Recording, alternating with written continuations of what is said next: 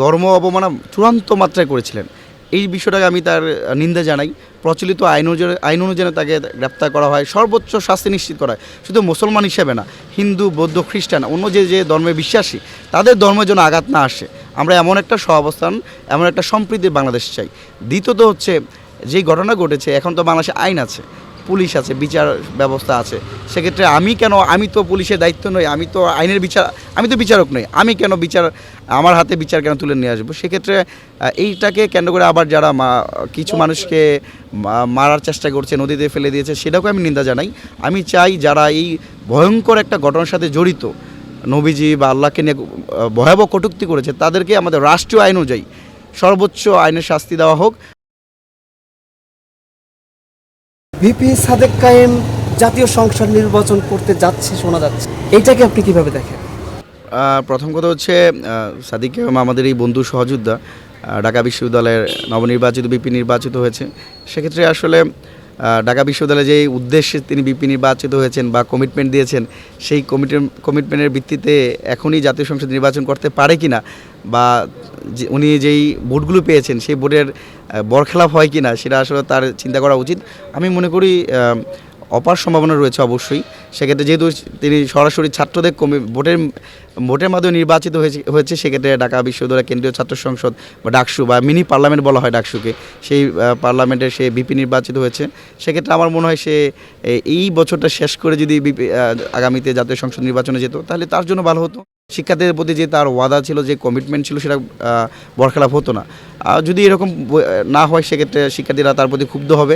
যেমনটা আমরা দেখতে পাচ্ছি যে তাকে অনেকেই মানে খুবই বাজে ভাষায় বলতেছে, তারা দাড়িপাল্লার জন্য খ্যাপ মারতেছে, যারা ভাড়া বলে আর কি, যে দাড়িপাল্লার প্রমোশন করতেছে, ক্যাম্পাসে অনেকগুলো কাজ করতে পারছে না। তো ছাত্র রাজনীতির সাথে প্যারালালি আপনি জাতীয় রাজনীতি করতে গেলে আপনার কনফ্লিক্ট তৈরি হয়ে যাবে, একই সাথে দুইটা পারপাস আপনি করতে পারবেন না। সেক্ষেত্রে আমি তার একজন সহযোদ্ধা হিসাবে আমি মনে করি যে সে যদি চায় তাহলে হয়তো আগামীতে করতে পারে, বাট এই সময়টা তার ছাত্র সংসদ কেন্দ্রিক কাজ করলে শিক্ষার্থীদের মণিকোঠায় যে তার প্রবেশ পথ হয়েছে, সেটা আরও দীর্ঘদিন থাকবে। নির্বাচনে দেখা যাচ্ছে বিএনপি জামাত সমান, এই বিষয়ে আপনার মত? দেখুন, এখন সবাই নিজেকে অনেক বেশি দেখতে পছন্দ করে, সবাই নিজেকে নিয়ে তুলে ধরার পছন্দ করে। যেহেতু এখন একটি বাধাহীন একটা পরিবেশ তৈরি হয়েছে, যেখানে রাস্তায় নামলে কেউ আর লাঠিচার্জ করে না, রাস্তায় নামলে কেউ আর রাতে ফিরে ঘুমের শিকার হতে হয় না। সেক্ষেত্রে সবাই সবার রাজনৈতিক চর্চা করবে। বিএনপির মধ্যে আগাচ্ছে, জামাতের দিকেও আছে। আমি সে বিষয়ে এটা আসলে অবান্তর একটা বিষয়। আমার মনে হয় যে বিএনপি বিশাল বড় একটা রাজনৈতিক দল, জামাত তার মোটামুটি তাদের ক্যাপাসিটি অনুযায়ী তারা আগাচ্ছে। বিগত সময়ের যে তাদের রাজনৈতিক উত্থান, সেই জায়গাতে বিএনপি তাদের সাথী ছিল, জামাতের অন্যতম পরম বন্ধু ছিল বিএনপি। তো রাজনৈতিক পট পরিক্রমায় আজকে তারা বিপরীত মেরুতে, হয়তো আবার দেখা যেতে পারে ইলেকশন কেন্দ্রিক আবার একসাথে হয়ে যেতে পারে। তো আমি মনে করি সবাই চিন্তা করতে পারে। আমি গণ অধিকার পরিষদ মনে করি আমরা বাংলাদেশের বর্তমান তৃতীয় বৃহত্তম রাজনৈতিক দল, এবং আগামীতে আমরা প্রথম রাজনৈতিক দল হিসাবে সরকার গঠন করব, এবং সেই ধারাবাহিকতা আমরা কাজ করছি। এবং জনগণই বিচার করবে, জনগণের ম্যান্ডেট নিয়ে যারা নির্বাচিত হতে পারবে তারাই আগামীতে সরকার গঠন করবে। সুতরাং এখন যে যাই বলুক না কেন, জাস্ট এখন আমি তো আমার দলের কি বলে এটা মার্কেটিং করবো, আমি তো আমার দলকে সেরা হিসাবে উপস্থাপন করব, কিন্তু এটা জাজ করার দায়িত্ব হচ্ছে আপনার, একজন গণমাধ্যম কর্মী হিসাবে বা একজন সাধারণ নাগরিক হিসাবে, বা যারা ভোটার তারা করবে। তবে আমি মনে করি না যে বিএনপি সমতুল্য এখনই জামাত হয়ে উঠতে পেরেছে। আপনার নির্বাচনী এলাকায় আপনার অবস্থান কেমন? চাঁদাবাজি বা সন্ত্রাস কি আপনি বন্ধ করতে পারবেন? আর আপনার প্রতিপক্ষ খন্দকার মোশাররফ তো পুরনো নেতা, তাকে হারানো কি সম্ভব? দেখুন, আমরা এমন একটা বাংলাদেশে বসবাস করছি যেখানে প্রত্যেকটা রাজনৈতিক দল, বিএনপি, জামাত বা আরও যারা আছে, তারা বলেছিল যে শেখ হাসিনার মৃত্যু ছাড়া আওয়ামী লীগ থেকে রক্ষা পাওয়ার সুযোগ নেই। এমন কথা শুনতে হয়েছে আপনাদেরকে, আমরাও শুনেছি, কিন্তু আপনারা কিন্তু তার বাস্তবতা দেখতে পেয়েছেন জুলাই আগস্ট ছাত্রনাগরিক গণঅভ্যুত্থানে। সেই বৈষম্যবিরোধী ছাত্র দলে আমি কেন্দ্রীয় সমন্বয়ক ছিলাম, আমরা নেতৃত্ব দিয়েছি, বাংলাদেশের সকল আপামর জনগণ আমাদের পাশে ছিল, যার কারণে একটা গণঅভ্যুত্থান হয়েছে এবং বাংলাদেশ থেকে শেখ হাসিনা পালিয়ে যেতে বাধ্য হয়েছে। সুতরাং বর্তমান বাংলাদেশে অসম্ভব বলতে কিছু নেই। আমরা এমন একটা বাংলাদেশ তৈরি করতে চাই যে বাংলাদেশের প্রত্যেকটা মানুষ মর্যাদা নিয়ে বসবাস করতে পারবে, প্রত্যেকটা মানুষ সম্মান নিয়ে বসবাস করতে পারবে। আমাদের প্রান্তিক পর্যায়ে, যেহেতু আমার কথা বলেছেন কুমিল্লা এক মেঘনা দাউদকান্দি, সেক্ষেত্রে মেঘনা একটা প্রত্যন্ত অঞ্চলে বরিয়াকান্দি আমার বসবাস, আমার গ্রামের চারপাশে নদী, সেখান থেকে আমি আজকে আপনার সাথে কথা বলছি। কারণ আমার পথটা এত সহজ ছিল না, মসৃণ ছিল না। আমার বাবা দাদা বা কেউই আসলে ওই রকম কোটিপতিও না, মানে কোনো ওই রকম ফ্যামিলিতে আমি জন্ম নিই না যে বংশগতভাবে আমাকে বংশগতভাবে এগিয়ে দিবে রাজনৈতিক দাঁড়াতে। সেটা আমি মনে করি আমি গত 1 বছর বা এর আগে থেকেই এলাকাতে চেষ্টা করেছি মানুষের সুখ দুঃখে যতটুকু আমার সামর্থ্য আছে। আমি বলতে পারবো না যে আমি কোটি কোটি টাকা দিয়ে দিব, আমার সেই সক্ষমতা নাই। কিন্তু আমি যেটা পারবো মানুষের হয়ে জনগণের কণ্ঠস্বরে কাজ করতে চাই। আপনি জানেন আমাদের মেঘনার অন্যতম একটা ক্যান্সার বলা হয়, চীনের ক্যান্সার বলা হয় হুয়াংহো নদী, আর মেঘনার ক্যান্সার হচ্ছে অবৈধ বালু উত্তোলন। আমি দীর্ঘ 6 মাস যাবৎ মেঘনার প্রায় 20,000 মানুষ যেখানে তাদের বসত বাড়ি নিয়ে সমস্যা ছিল, মানে এমনভাবে অবৈধ বালু উত্তোলন হচ্ছে যে আর যদি 1 সপ্তাহ বা 10 দিন বালু উত্তোলন হতো তাহলে আমি যদি মারা যেতাম বা আমার বাবা মারা যেত বা অন্য কেউ যদি মারা যেত তাহলে কবর দেওয়ার মতো জায়গা হতো না। সেটা কে করেছিল? বিএনপি, এবং বিএনপি আওয়ামী লীগের সাথে মিলে সেই কাজগুলো করেছে। আমি এলাকাবাসীর সাথে ঐক্যবদ্ধ হয়ে বিভিন্ন উপদেষ্টা, নৌপরিবহন মন্ত্রণালয়, স্বরাষ্ট্র উপদেষ্টা, বন পরিবেশ মন্ত্রণালয়, তাদের সাথে কথা বলে আমি আমার এলাকা অবৈধ বালু উত্তোলন বন্ধ করতে পেরেছি। আশা করি বর্তমানে বিভিন্ন জায়গায় যে বিক্ষিপ্তভাবে চাঁদাবাজি করছে বা মাদক কারবারির সাথে জড়িত, এমন একটা সহজ প্রশ্ন, দেখুন বর্তমানে তো আওয়ামী লীগ নাই, আওয়ামী লীগ সবাই তার জীবন নিয়ে মানে শঙ্কিত আছে, এমন এক বাস্তবতা কারা চাঁদাবাজি করছে। তো যারা বৃহৎ রাজনৈতিক দল হিসেবে পরিচয় দিচ্ছে তাদেরই ছত্রছায়া এগুলো হচ্ছে। আশা করি যদি আমার এলাকার মানুষজন আমার উপর আস্থা রাখে, আমি যদি নির্বাচিত হয়ে তাদের প্রতিনিধি হতে পারি, অবশ্যই আমরা এইগুলোকে ভয়হীনভাবে তাদেরকে প্রতিরোধ গড়ে তুলব। একটা বাসযোগ্য, নিরাপদ, সন্ত্রাসমুক্ত একটা মেঘনা দাউদ কেন্দ্র গঠন করার চেষ্টা করব। আর আপনি যেটা বলেছেন যে আরেকজনের নেতার নাম বলেছেন, তিনি প্রায় 5-6 বারের এমপি ছিলেন, মন্ত্রী ছিলেন। দেখুন বাংলাদেশের মানুষ এখন তাদেরকে চায় যারা নতুন সম্ভাবনার দ্বার উন্মুক্ত করতে পারবে। এখন এমন একটা লোক আসলো যে নিজে মোবাইলই টিপতে পারতেছে না, ল্যাপটপ ইউজ করতে পারছে না। আপনার সাথে কথা বললাম চেঞ্জ টিভিতে, কিছুক্ষণ পরে সময় টিভির কথা বলছে বা অন্য টিভির কথা বলছে।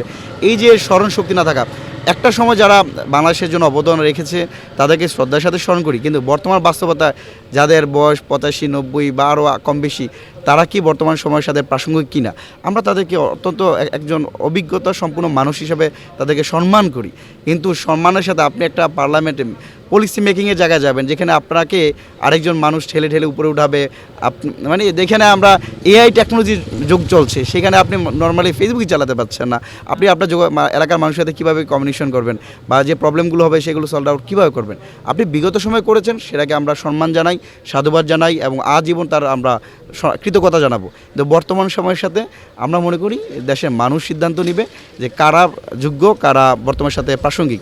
যদি জনগণ আমাকে মনে করে যে আমি তাদের পারপাস সার্ভ করতে পারবো, তাদের বন্ধু হিসাবে, তাদের নেতা হিসাবে না, তাদের সেবক হিসাবে, তাদের ভাই হিসাবে, ছোট ভাই, বড় ভাই, বন্ধু সহযোদ্ধা হিসাবে তারা যদি আমাকে মনে করে, তাহলে আমি অবশ্যই আমার যতটুকু আছে আমি আমার সর্বোচ্চটুকু দিয়ে তাদের পাশে থাকবো।